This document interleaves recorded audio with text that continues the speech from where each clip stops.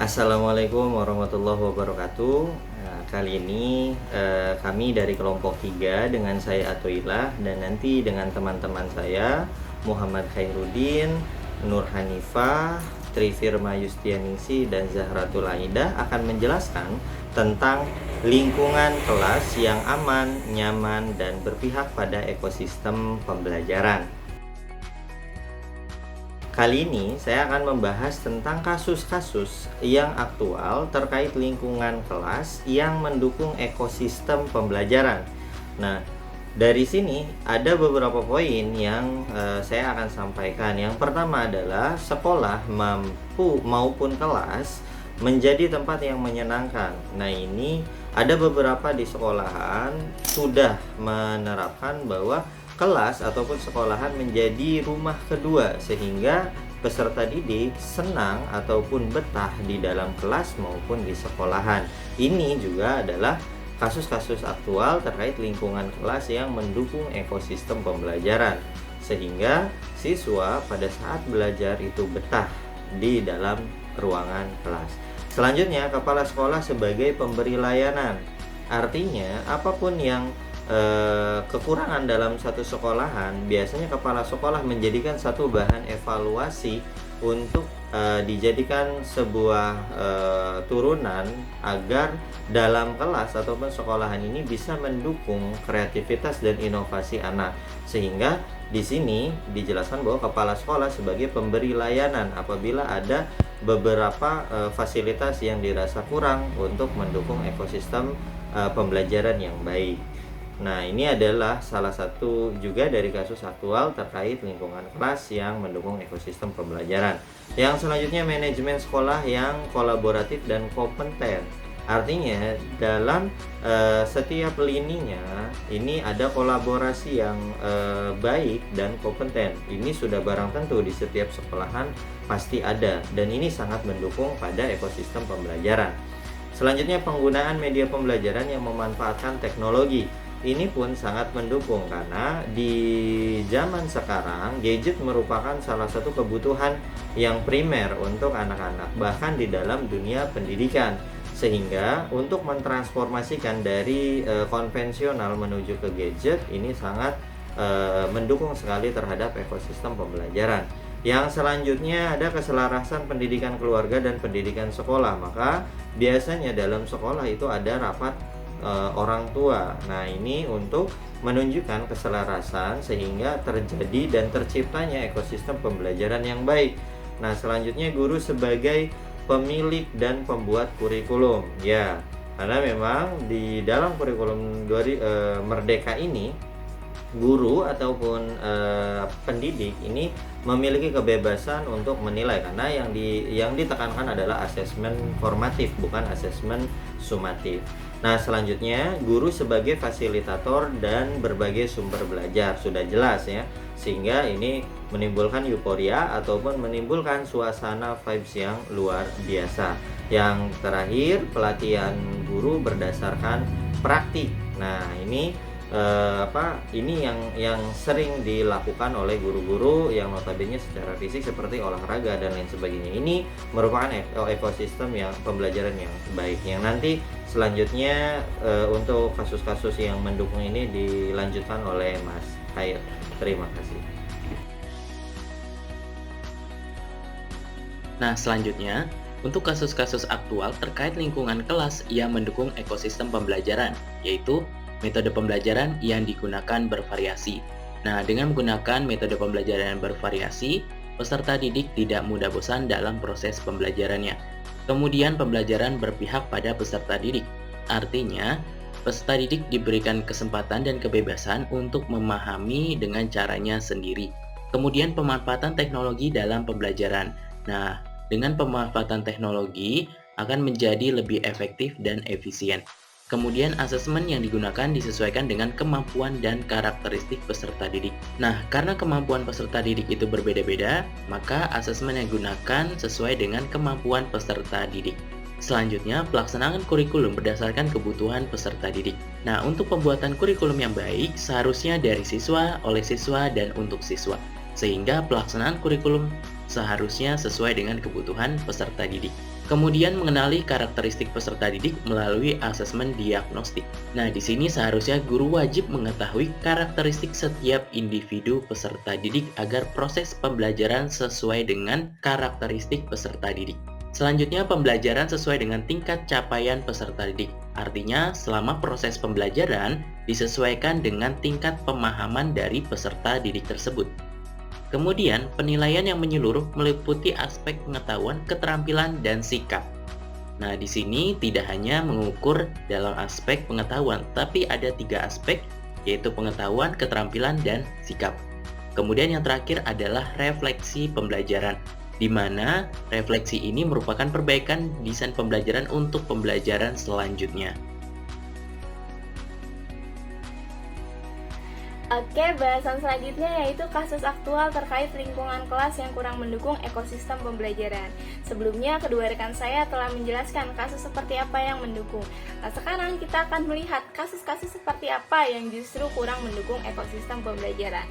Langsung saja, yang pertama ada kondisi kelas yang tidak sesuai dengan kapasitas seharusnya. Kasus seperti ini banyak sekali ditemukan di sekolah negeri. Overcapacity ini tentu menyebabkan sempitnya ruang gerak baik bagi peserta didik maupun guru, sehingga menyebabkan kondisi kelas yang kurang nyaman. Selanjutnya adalah kondisi kelas yang kurang baik sirkulasi udaranya. Hal ini dimungkinkan karena ketidaktersediaannya kipas angin maupun AC. Selanjutnya adalah kebersihan dari kelas itu tersendiri. Seperti yang kita ketahui, tentu jika kelas kotor akan menyebabkan rasa tidak nyaman bagi peserta didik maupun gurunya. Selanjutnya mengenai pembelajaran. Nah, di sini tidak semua siswa memiliki gadget, sehingga perlu dipikirkan baik bagi guru maupun sekolah bagaimana alternatif lain untuk dapat mengakomodir seluruh peserta didik. Belum lagi mengenai tentang penyalahgunaan gadget. Seperti kita tahu, banyak sekali anak-anak yang kurang disiplin, di mana mereka menggunakan gadget saat pembelajaran, namun menggunakannya untuk hal-hal lain yang tidak diperlukan. Selanjutnya adalah kelas yang tidak terjangkau internet. Nah, ini berkaitan juga dengan pembelajaran, di mana jika anak-anak dapat mudah mengakses internet, tentu akan menciptakan ekosistem pembelajaran yang baik. Selanjutnya adalah ketidaktersediaannya proyektor di setiap kelas. Nah, seperti yang kita tahu, proyektor ini juga salah satu media yang sering digunakan bagi guru. Dapat digunakan sebagai menampilkan video ataupun menampilkan PPT.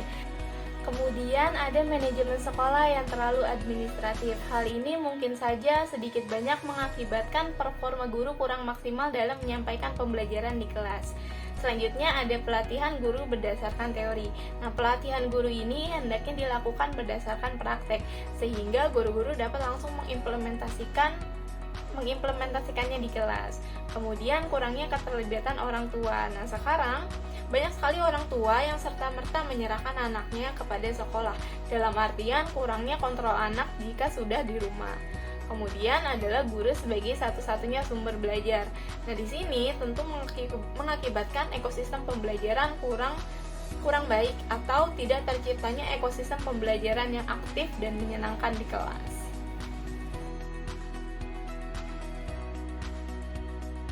Baik, saya akan melanjutkan mengenai kasus-kasus aktual terkait lingkungan kelas yang kurang mendukung ekosistem pembelajaran, yaitu peserta didik yang pintar lebih disukai dan diutamakan oleh guru dan sesama temannya. Jadi di sini konteksnya itu adalah guru bersikap kurang adil terhadap setiap peserta didiknya. Jadi guru hanya memberikan perhatian yang lebih terhadap peserta didik yang pintar dan mengabaikan peserta didik yang kurang pintar. Jadi guru lupa bahwa setiap peserta didik itu adalah tanggung jawabnya. Selanjutnya, guru dan sesama peserta didik masih beranggapan bahwa peserta didik yang jago matematika adalah peserta didik yang pintar.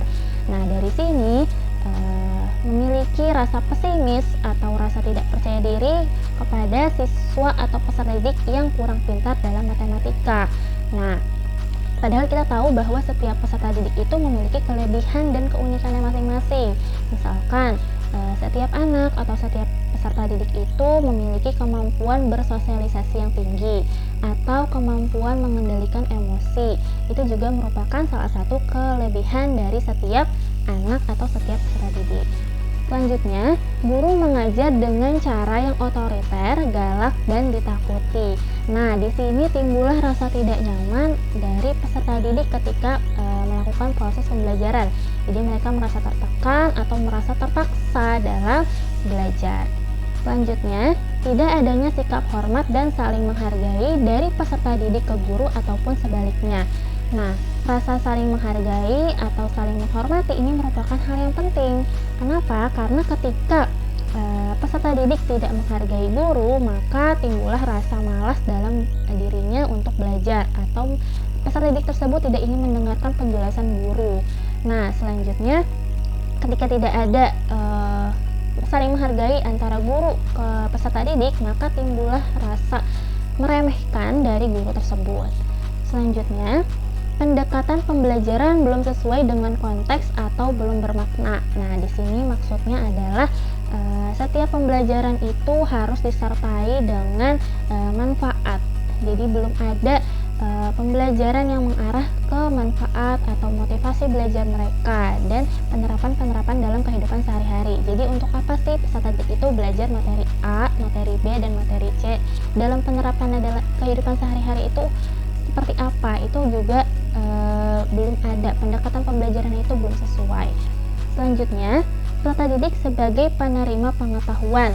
Nah, di sini jadi peserta didik itu hanya dijadikan objek, bukan subjek. Padahal dalam proses pembelajaran peserta didik itu harus terlibat aktif gitu. Jadi di sini peserta didik hanya menerima pengetahuan atau informasi yang disampaikan oleh guru.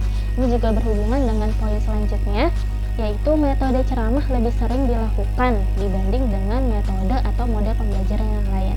Jadi guru merasa bahwa metode ceramah itu efektif. Jadi guru hanya mentransfer ilmu yang guru miliki kepada peserta didik. Jadi peserta didik itu hanya sebagai penerima pengetahuan. Padahal dalam proses pembelajaran, peserta didik itu harus terlibat aktif agar pembelajaran menjadi lebih bermakna dan peserta didik dapat menyerap informasi atau pembelajaran lebih mendalam. Selanjutnya, penilaian pengetahuan masih mendominasi. Nah, di sini jadi guru dan peserta didik itu sama-sama hanya mengejar nilai tanpa mementingkan esensi dari pengetahuan itu sendiri. Oke. Baik, di sini saya akan memaparkan tentang tantangan-tantangan dalam menciptakan lingkungan kelas yang mendukung ekosistem pembelajaran. Yang pertama, tantangannya adalah guru tidak ingin mengupgrade keterampilannya. Jika seorang guru tidak ingin meningkatkan soft skill-nya, tidak ingin mengupgrade pembelajarannya agar lebih bervariasi, ini bisa menyebabkan pembelajarannya monoton, sehingga peserta didik akan merasa bosan atau jenuh, sehingga proses pembelajarannya kurang maksimal. Kemudian, tantangan yang kedua adalah adanya kesenjangan sosial dan budaya. Yang ketiga, memahami karakteristik peserta didik yang berbeda-beda. Tentunya dalam memahami karakteristik peserta didik yang berbeda-beda ini akan memerlukan waktu yang cukup lama dalam memahami karakteristik peserta didik sebelum menentukan strategi yang tepat dalam pembelajaran. Terutama apabila dalam sekolah terdapat banyak peserta didik, pasti akan memerlukan waktu yang cukup lama. Kemudian tantangan selanjutnya adalah mengubah budaya negatif menjadi budaya positif di sekolah. Misalkan ada peserta didik yang terbiasa berpakaian tidak rapi atau terbiasa datang terlambat ke sekolah. Kita sebagai seorang guru harus mengubah bagaimana caranya agar budaya negatif tersebut kita ubah ke budaya yang lebih baik lagi, ke budaya yang positif. Bagaimana caranya agar peserta didik dapat berpakaian yang lebih rapi atau dapat datang tepat waktu. Selanjutnya adalah tantangannya anggaran sekolah dalam pengadaan fasilitas belajar. Tentunya anggaran akan berkaitan dengan sarana dan prasarana. Jika anggarannya sedikit, maka sarana dan prasarana pasti akan terdapat kekurangan sehingga akan menghambat pada proses pembelajaran. Kemudian, tidak semua kelas terjangkau koneksi internet. Seperti yang sudah kita tahu bahwa di era digitalisasi ini, Pendidikan terintegrasi oleh teknologi, sehingga koneksi internet itu merupakan faktor pendukung dalam proses pembelajaran. Jika kelasnya tidak terjangkau internet, maka pasti akan menghambat dalam proses pembelajaran. Kemudian, sarana dan prasarana yang kurang memadai. Misalkan di setiap kelas tidak ada proyektor.